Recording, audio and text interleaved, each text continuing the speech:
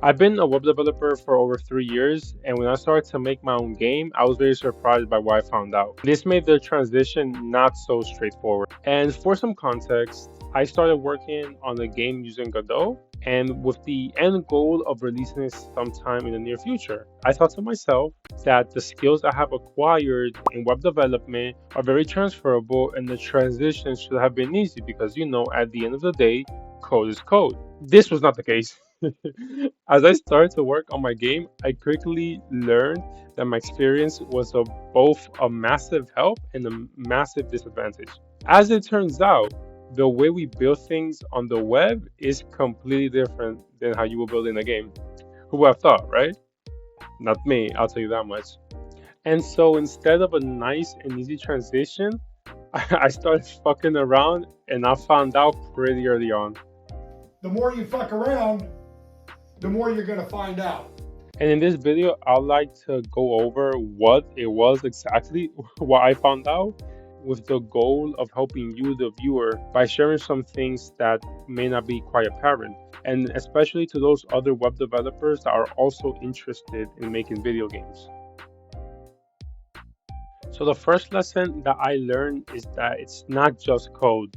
Coding is only a small part of the problem. Suddenly, I wasn't just a programmer. I was also a sound designer, an artist, a project manager, etc. Everything from how the game looks to how it feels when a player jumps or attacks or the sounds associated with those actions, it was a lot deeper than first meets the eye. I completely underestimated how much time and effort went into those things. And I'm not an artist by trade, I'm primarily a programmer, so it was a huge shift. And so, yeah, if you want to make a game, just be ready to step out of your comfort zone and wear a bunch of different hats. And once I realized it's not just about coding, I leaned on to what I know how to do as a web developer, which is lean on frameworks. But that's where things got very messy. Game engines are not like frameworks.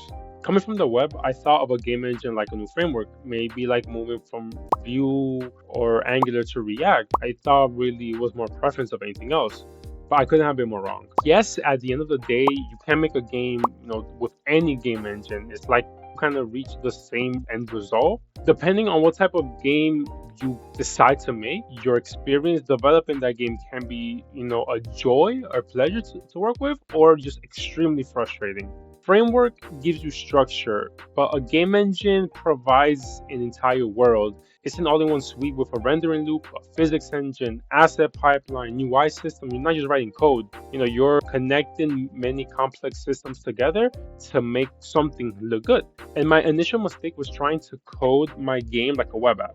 I was building components and thinking about state, but I completely ignored the game loop. This led to a bunch of messy code, frustrating bugs, and you have to work with the engine, not against it.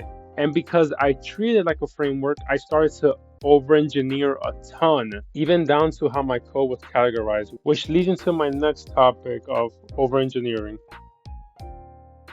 As a web developer, we're trained to think in layers, so components, services, APIs, dependency injections, things like that. And every piece of the architecture has its place, but in game development, sometimes, you just need a script that moves a character from point A to point B. Sometimes you want it to exist first before you make it pretty.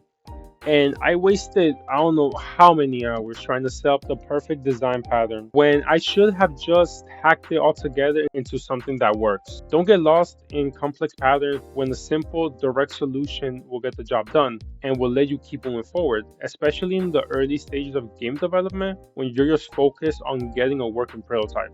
Remember, make something exist first, then make it pretty. And once I started simplifying my approach, the real challenge came into the picture, which was data. On the web, handling data is pretty straightforward. It's stored in a database, you fetch it through an API, and then you display it. It's mostly static until a user interacts with it. And in a game, data is living. It's a breathing heart of the entire project. Your data could be the player's position, their stat, the enemies, all the enemies around you, what you can interact with in the level. So it's everything, it's the entire state of the world. The data is not just displayed, it's updated, it's rendered every single frame. And this requires a complete mindset shift from simply fetching and displaying to managing a dynamic real time flow of information. You have to build systems that can communicate with each other seamlessly. And yeah, that's pretty much it. Those are some of like the biggest lessons I've learned thus far from making the jump from web development to game development. At first, I thought it was going to be an extremely smooth transition, but along the way, I was met with many surprises. The further I got into the process, the more it became just fucking around and finding out. But honestly, that was the best part because every mistake forced me to learn something that I wouldn't have picked up otherwise. If you're a web developer thinking about diving into game development, hopefully these lessons save you a little bit of pain or at least prepare you for what's coming. And I'm still deep in this process. I'm still building my game and still learning as I go. If you want to see where this journey leads or avoid some of the same mistakes I did, stick around because I'll be sharing more along the way.